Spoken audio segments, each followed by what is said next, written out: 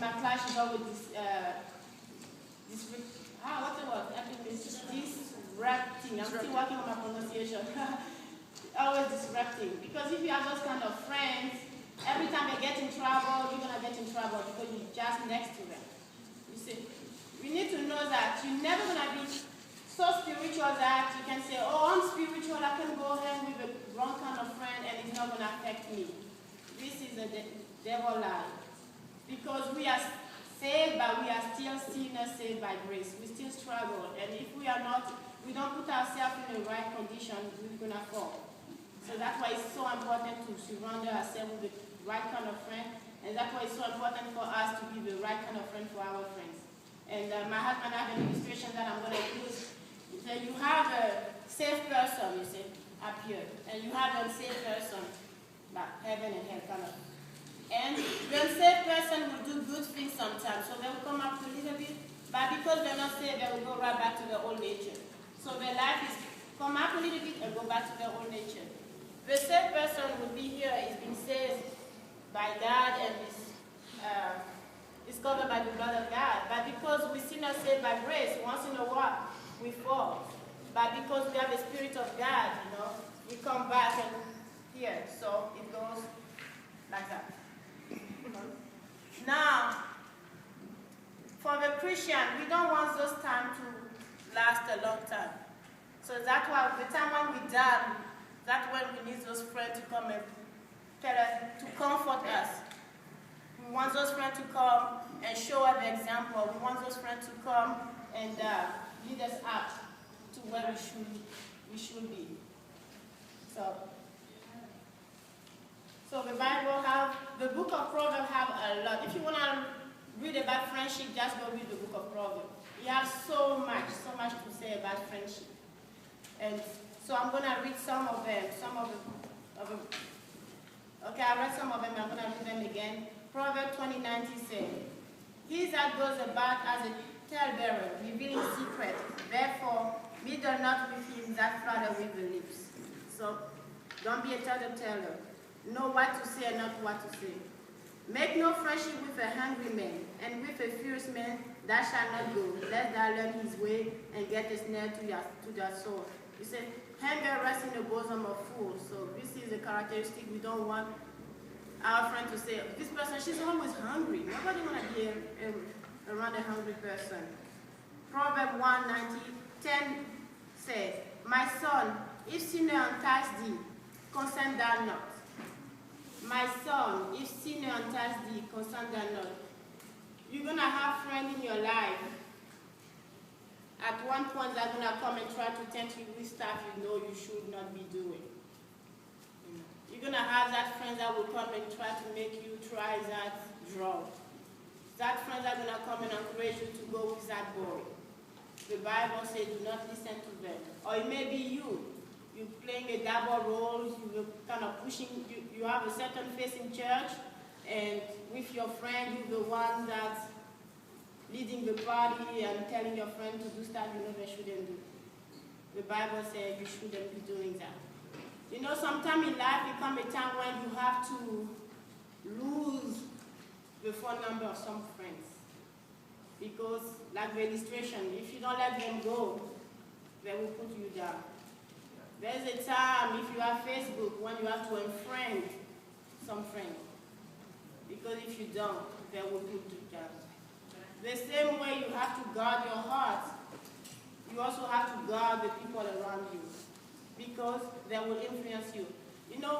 Some of the decisions you will take in your life will depend on the kind of friend was around you at that time.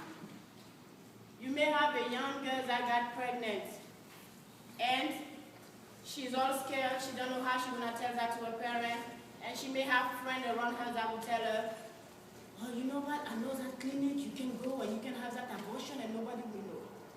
Or she can have friends that will tell her, abortion is a crime in the eyes of God, I know your parents going to be mad, but let's go see a counselor and maybe a youth pastor or pastor or this, my mom to talk to them and let them know, but is that not the right thing to do? So this girl, in that time, she will be influenced by what a friend would tell her. remember, you may think nobody listens to you, but what you say is important. So always think when you're advising your friends that what you're telling them can change their life forever. So be an example with your friend. Iron sharpen iron. Put the right person around you and be the right kind of friend. So we say why you should be a good friend, and why should you be a good friend? We gave some points. What should a good friend not do? We say not be a tattletale, not be a bad example, not be an angry person, not be somebody who entices you to sin. If your friend is falling in sin, you want to be an encouragement to that friend, but at the same time you need to guard yourself. We have a young man in our youth that was sharing a testimony, and he said his friend, a good friend of him, has a best friend that started doing drugs. And he's very desperate because they cannot do the thing they used to do. Because that friend is so into the drugs, that's all he wants. He can do nothing else. And he's really missing his best friend, but his best friend is gone. And every time he goes around that friend, this friend is just trying to make him to use that drug. So he has to avoid going with him. And it's very sad, but sometimes you have to cut that link between you and your friend. It's same thing with the relationship with that young man that you have to cut sometimes because it will affect your life. Friend will also affect your life. So there is a time when you have to depart your room. There is a time when a best friend has to go down to a good friend. There is a time when a good friend has to go down to an acquaintance. But you need to guard your surrounding. Now, why do we want to be a good friend? Because that's the right thing to do in the eyes of God. You know, the Bible says, whatsoever we do, do it for the glory of God. So we want to give our best to God. One day you're going to be married, you want to be the best wife you want to be. Right now, you have friends, you want to be the best friend you can be. So why we want to be a good friend? Because God commanded us. Also, doing so, we have a feeling of self-satisfaction. When you do good things, you're happy with yourself, you know, and you also make your friend happy. Also, why we want to be a good friend? One day you're going to be in a situation where you wish you have a good friend around you. You see, it'll come back to you. You wish you have a friend that will tell you to do this or not to do that. So you want to also have a good friend around you. And by being a good friend, you will attract good friends. Also, why we want to be a good friend? Because Jesus is a good friend to us. He is the perfect example of a good friend. He showed it to us through his life. I remember when I was coming in the U.S., my mom told me, don't worry, you get there, don't worry, you're not going to be lonely. Jesus is going to be with you. And at the time, I wasn't saved. I don't know what she's talking about, you know. But now it makes sense, you know. Some of you may say, I don't have a friend, I don't have anybody to talk with. But now, at least you have one. You have Jesus Christ. And he's worth 1 million friends. So you have a starting point. You have Jesus Christ. And to build the friend you want, it starts with yourself. You have to be the kind of friend you want to attract. So you want a good friend, be a good friend yourself. Why? Because God says so, and also because your friend will influence your life.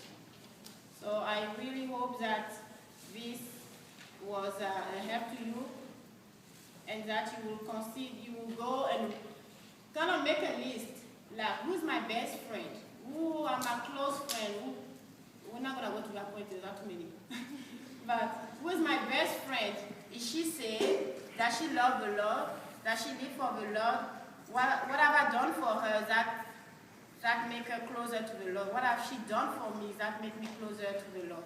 You see, are we, in key moments of my life, what was her advice to me? In key moment of my life, what was my advice to her? You see, because it's very important to have a good friend. Okay, thank you.